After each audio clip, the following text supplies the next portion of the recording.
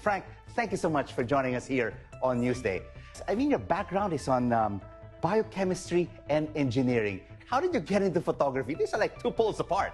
I decided to go for a world tour hitchhiking. Right. 1 year, $3 a day. Was this basically what raised your awareness? Yep, exactly.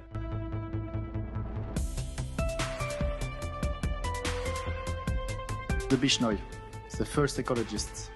And actually this community integrated most of those goals created by the UN in 2015, but they created their own ones in 1485.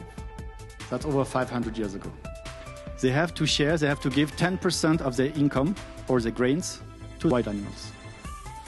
Same for water, they have to share. So you have to plant trees and you have to live in harmony with wildlife and trees. My mission is kind of inspire people, especially young generation.